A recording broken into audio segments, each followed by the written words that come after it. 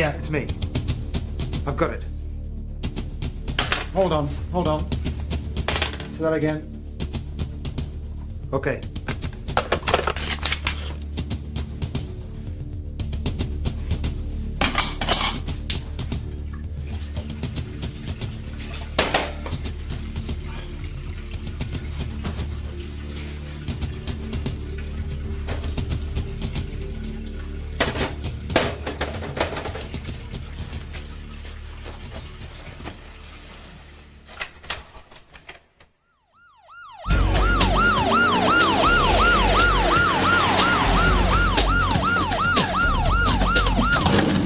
Now, I've never come to work in one of these before. Now, I've just been picked up by the Durham police and told there's been a crime.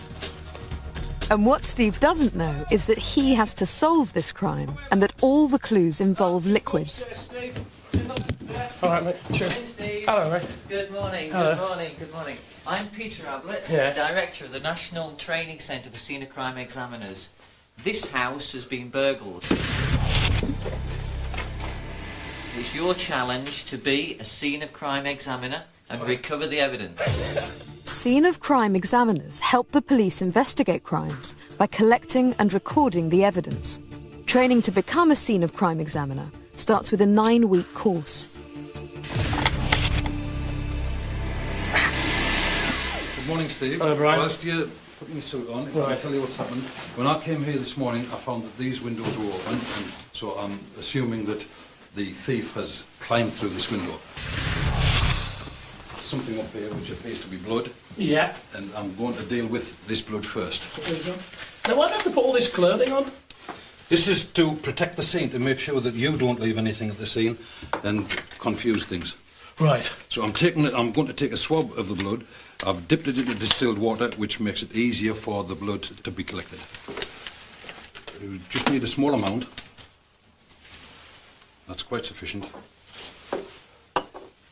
Where will that go to? This will go to the laboratory, and they will be able to group the blood and hopefully help to tell us who has committed the crime. And the next thing I'm going to do, I'm now going to look for fingerprints here. So obviously, if he's climbed through here, I presume he's touched. What are you using for that? This is aluminium powder, and the powder actually sticks to the sweat. So the sweat is a fingerprint? The fingerprint is just sweat on the ridges of the fingers, at the end of your fingers. And that's left on the wood? It's left. If you touch it, you leave an outline of your finger behind in sweat. End of the street. Okay, within 15 minutes. It looks here as though he's written something down. He may have made a telephone call, and this pen is a biro-type pen, and that looks like ink. Oh, right, could have brought their own pen. That's right, he could have done. So I think what I'll do, first of all, is to take possession of that. I got it. Oh, it's not easy, is it? So why are we putting them in these bags? To make sure that they're protected, and Yeah. that nobody else touches these. You got it. Once I've taken possession of it, nobody touches it, it's now mine. Meanwhile, Sandy is investigating footprints.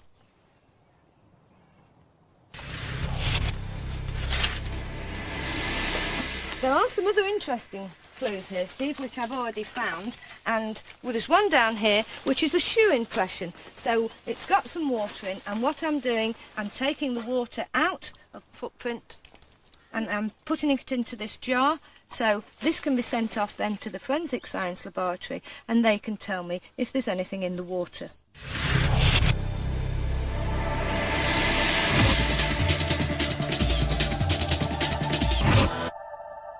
Liquids are often mixtures of different things. There are several ways of finding out what's in them.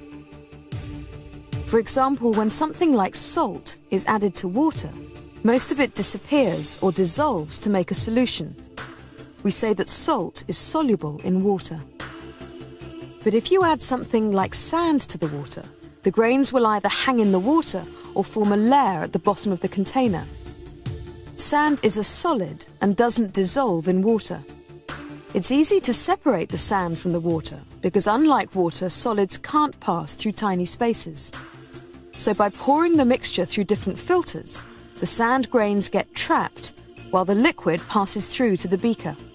Separating a mixture like this is called filtration. There are ways of getting the salt out of the solution. If the solution is left, the water will eventually evaporate, but the process can be speeded up by heating it until the water boils. As the water vapour rises, it disappears. Eventually all the water is boiled away until only the salt remains. You may wish to separate a solution of salt water and keep the water. In this case, the solution is heated in the same way, but the water vapour, or steam, is trapped and channeled into another container where it cools and returns to liquid. Separating a solution in this way is called distillation. There's also another footprint in here, Steve, but as you can see, there's quite a lot of pattern in that shoe impression. I'm going to get you to make a cast of this footprint. So if you'd like to take that bag, this is plaster. All right. We're going to get the water and we're going to mix the plaster with the water. And you're going to squeeze the bag until it's very smooth, and you're then going to pour it into there. Right, so if you squeeze the plaster, hold the top of the bag. I feel like this is the sort of thing to do when you break your arm, isn't it? It's just the same sort of stuff. Like... Yes, it's just like plaster of Paris. It's got to be very smooth, and it's got to be no lumps in it. All right. So that's me out then, isn't it? While you're doing that and still squeezing it, I've got to spray this footmark, and this is hair lacquer. It makes the sand quite firm, so when you pour the plaster in, it won't destroy the pattern of the shoe. So just...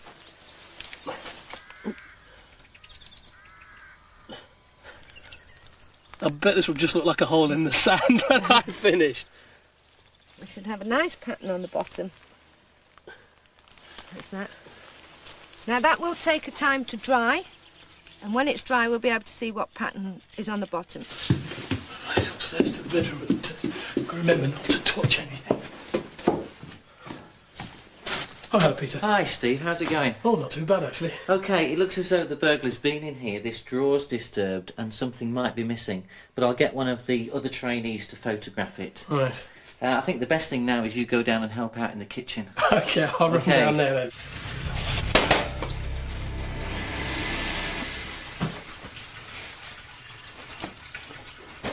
Hi, I'm Steve. Hello, Steve. I'm Alan. Now, I've been here to the kitchen. Are there any obvious clues? Right, there are.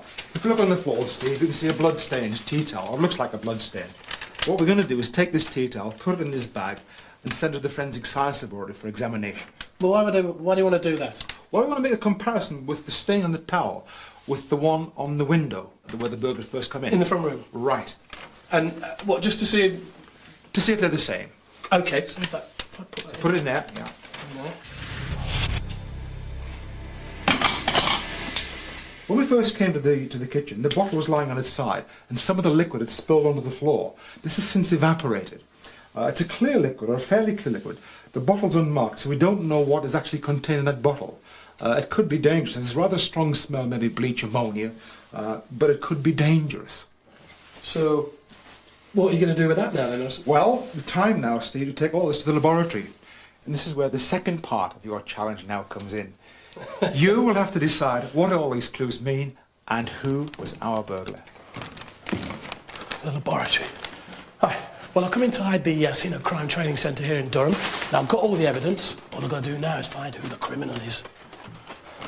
Hello, Peter. Oh, hi, Steve. Look, I've got all the evidence. Right. I just don't know where to start. All right, we'll get your gloves and your coat on right. first. Thank you. Now, we'll get Alan to look at the footprint cast that we took from the back of the house, OK? I'll take this next door with Peter. Right.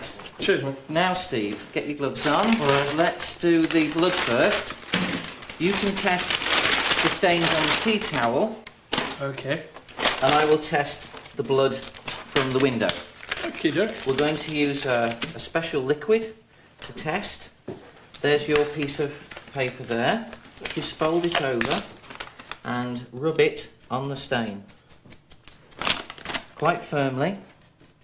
And then if you do exactly what I do now, 1 drop of this liquid. The two chemicals will react to show that the sample may be blood. And if we get a green colour, it tells us it's blood. Well done, Steve. Oh, right, so we know we got blood. I reckon we'll go to the ink on the notepad. Okay. We get the notepad out. There's the notepad.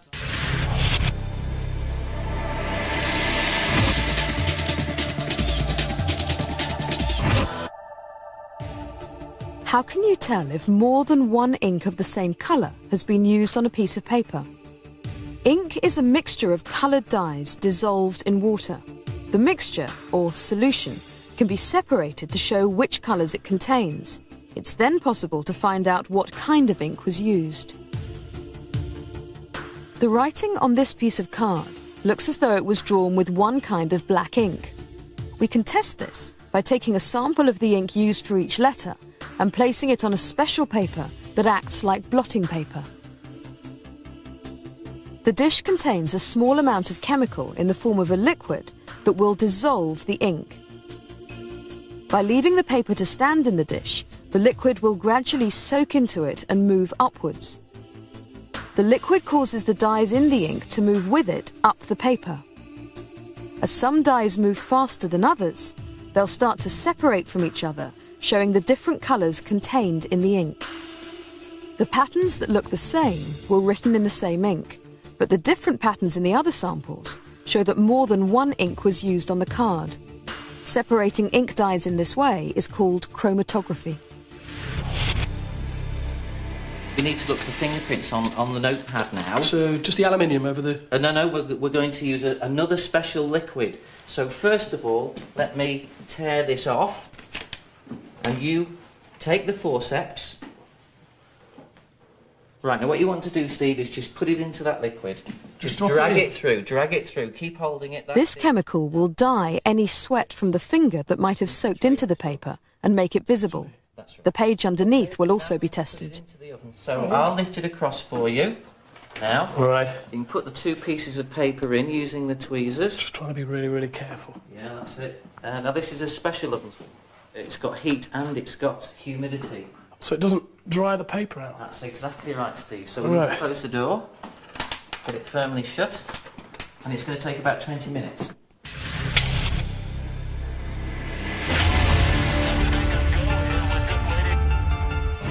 This is the Hazon boat. It's really an Iron Age barge. It's made from the trunk of a massive oak tree which was hollowed out to carry a cargo of timber and meat. But about 2,500 years ago it got into difficulty and sank. It lay in water and that preserved the wood. Archaeologists discovered it and excavated it, but if we allowed it to dry out naturally, the wood would crack and the boat itself would collapse under its own weight. That's why we've moved it here to the museum in Hull, where the boat itself is being conserved with a special type of wax. The wax that we're using dissolves in water. That's quite unusual because ordinary candle wax won't dissolve in water. We use two types. This one is liquid at room temperatures, and what we do is mix that with the water until the wax has dissolved and then spray it on the boat. The other wax we use is like this, solid at room temperature. And what we do is add that to hot water, stir it till it dissolves, and then increase the temperature of the solution to spray on the boat. The wax that will strengthen the boat is sprayed at a very high temperature. But spraying the wax water solution in an enclosed chamber means that all the moisture is kept inside, making it very damp. At the highest temperature when the heated wax is used, it's like working in front of the steam from the spout of a kettle. Then it becomes immediately dangerous to anyone inside the chamber. It will scald our skin in about 2 seconds. For that reason, Dr. Foxon and his team wear special suits which stops the damp heat inside the chamber burning their skin. Clean air is supplied into the hoods from sockets around the chamber. This special protective clothing enables Dr. Foxon's team to safely take samples from the boat to see how well the wax is replacing the water in the wood. Preserving the boat will take several years. Now that's really dangerous, isn't it, Steve? There's no label on that at all. And I think if we take the lid off and we take a sniff, Smells like bleach to me, Steve. Bleach, as we know, is very dangerous. Why is this important to our investigations? Well, we don't know whether it's important or not. Right. The indication at the moment is that it was perhaps just knocked over by the burglar. Alan, this shape of the footprint has come out perfect. It's cleaned up lovely. Now, wonder if it'll match the one that we found on the window frame. Let's see if we can make it match up. Obviously that... Now that's quite... That's just about right. Perfect. No, nice one. So we know now that the footprint on the outside matches the inside one. So all we've got to do is wait for this. Ah! Steve, it's a bit of luck. Yeah, it's just come out of the oven, and you can see you've found 2 excellent fingerprints. I'm starting to get a rough feeling as to who it might be. Right, everyone, I think before we get going, I'd like to say that our suspect, the burglars, left a lot of clues. I think that they climbed in through the window. We know the window was forced, and they left a footprint on the windowsill. But also at that time, they cut themselves because there was blood on the window itself. I think that when they realised they cut themselves, they went through to the kitchen and tried to clean it up and found this, which is the bleach. And I think they might have tried to use the bleach to maybe clean themselves down or just made a mistake with getting it out. So I think we can see that the bleach was definitely used, but it's about as far as we can go. Oh, they also used this tea towel. I forgot about the tea towel. They used the tea towel to wipe the blood off and just drop that on the floor. So we got the blood. I then think that they probably took what they wanted, and I'm sure they rang a friend maybe and wrote a message down.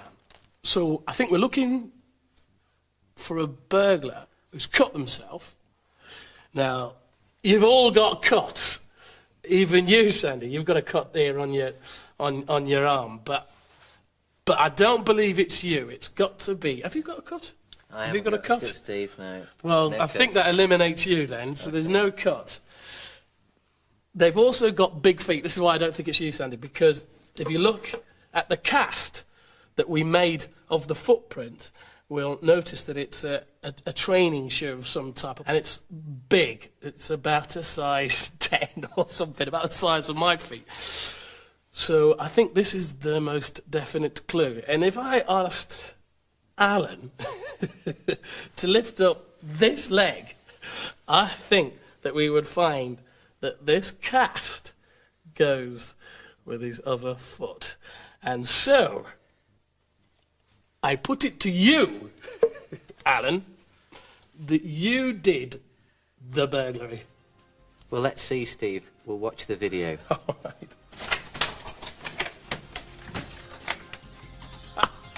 And you have got it right. Well done, Steve. Thanks very much. Well done. I tell you, it's not easy. Oh, the liquids that you use, you know, you've got the blood and the bleach and the ink, and it does get confusing. But if I've learnt all that in a day, I think that I could be like 9 weeks.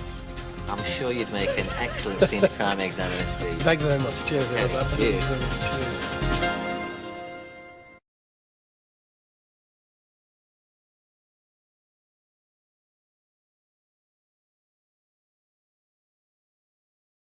The Durham police and told there's been a crime. And what Steve doesn't know is that he has to solve this crime and that all the clues involve liquids. All right, mate. Cheers. Hey, Steve. Hello, mate. Good morning. Hello. Good morning. Good morning. I'm Peter Ablett, Yes. Director of the National Training Centre for Senior Crime Examiners. This house has been burgled. It's your challenge to be a senior...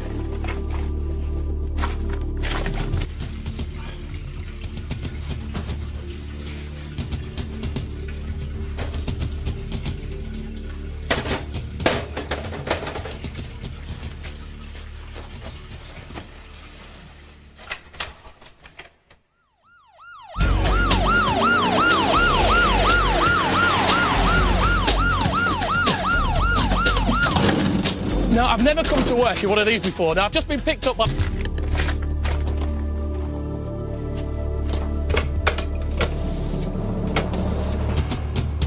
Yeah, it's me. I've got it. Hold on, hold on. Say that again. Okay.